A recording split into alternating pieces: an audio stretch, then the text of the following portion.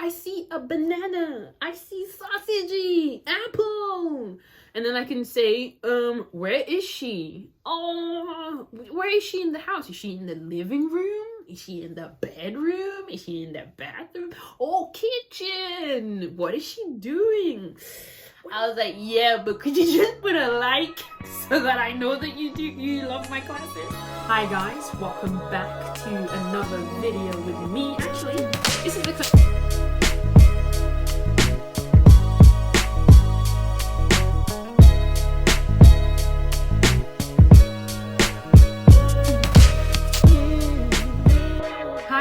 and welcome back to another video with me. This week in my virtual ESL, EFL, and everything to do with English as a second language classroom, we're talking about the start of the lesson.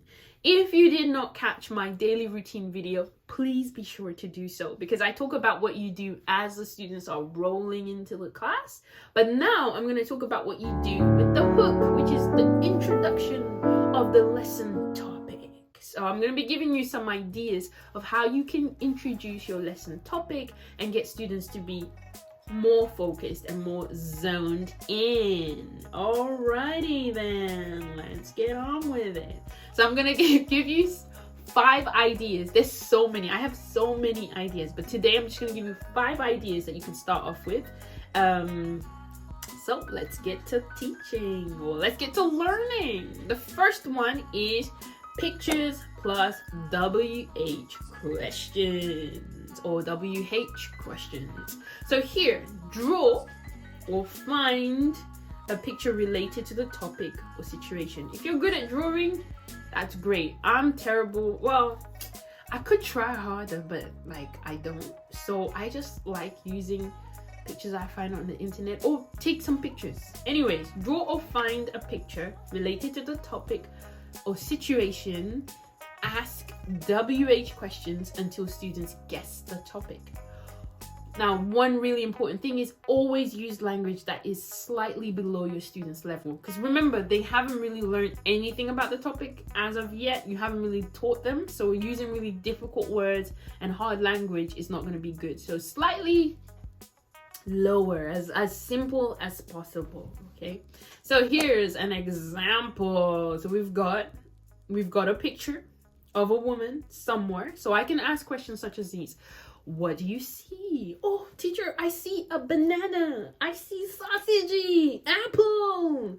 And then I can say, where is she? Oh, where is she in the house? Is she in the living room? Is she in the bedroom? Is she in the bathroom? Oh, kitchen. What is she doing? What is that she's doing? And just give them questions, elicit responses until they get it. And believe you me, someone will get it.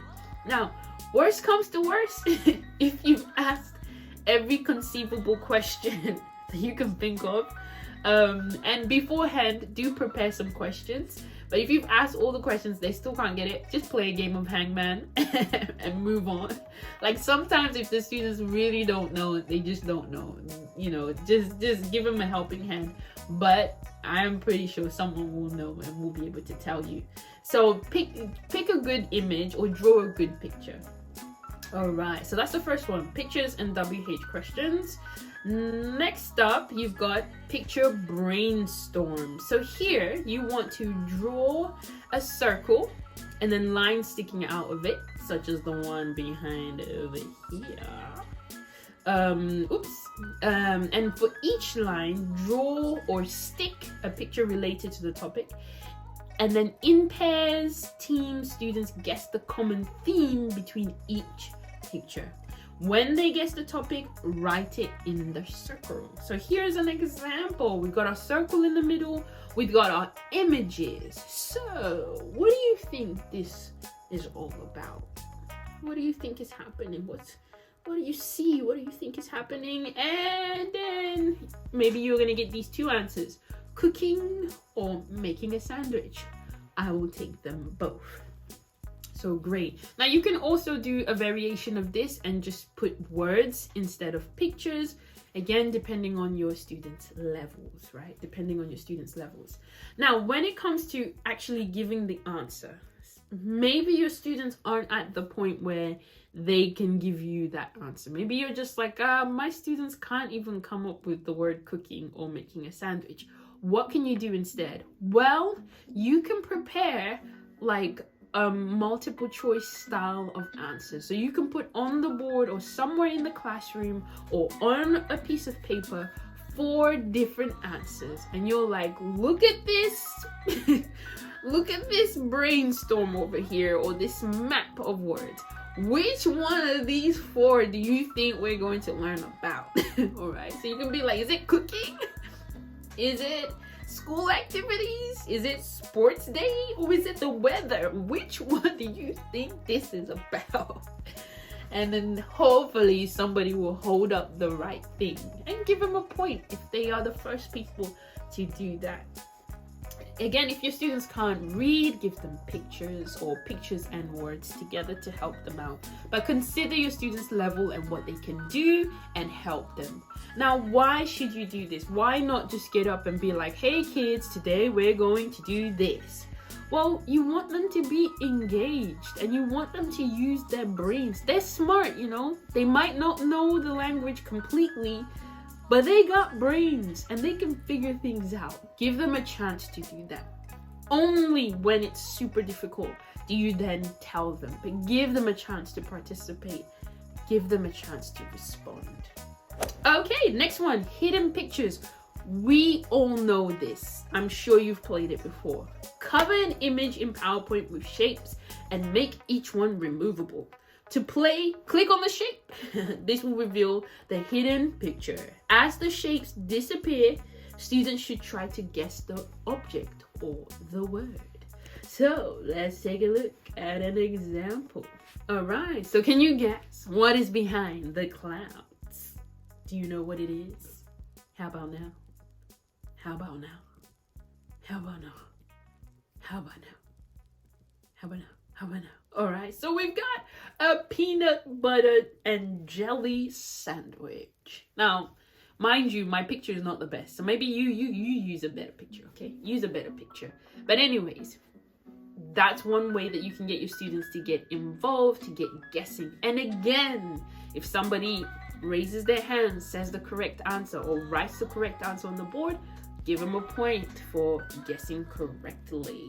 Next up, we have close-up pictures. So here, make some extremely close-up pictures or pictures of things related to the topic.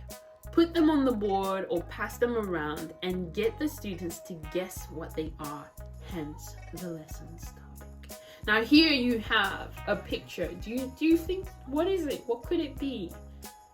What do you think it is? It kind of looks pretty gross, the fact that it's close up, and I think I can even do even more close up to make it, you know, a little bit more challenging. But it is a sandwich, a peanut butter jelly sandwich. Do you get what I'm doing here? I'm using the same topic but with different introductory activities. So this could be really fun, especially if you like zoom in super closely. That could be really fun to then later discover what they were looking at. Okay, and then this one again, you know it, you've done it so many times. This is a matching quiz. So this is an excellent way to also introduce the target language straight away. So the words that they're going to be learning in the lesson straight away. So here, students match a series of words and pictures to each other or vice versa. And you can use a 6x6 or a 9x9 box at this level of the lesson because you don't want it to be too long because then it would take up too much of the time, and this should be really fast-paced and quick. We just want to identify what is the context and what is the topic. We don't want to take like forever doing this. So so that level of box is appropriate, and then you want to keep the atmosphere fun and lively. Now I want to show you an example. Now this was actually, I didn't know about this website. It's my students who did this same activity with this website, wordwall.net, and I think it's fantastic. You can create so many different types of games, printable as well as online. Wow.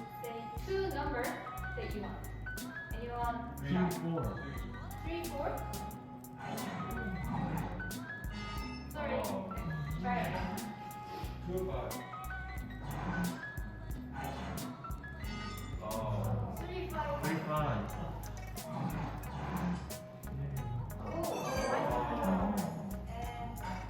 Kids have to just pick 2 cards and you can decide how they do it. Put a hand up or you choose, or you know, in teams you go, you know, you take turns. Pick 2 numbers. Oh man. Next team.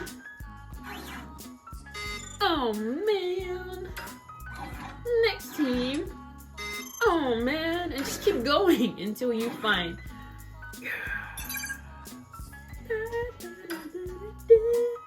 Keep going until you're able to find a matching pair, and then the winning team or the winning person gets a point towards their point system or towards their reward chart.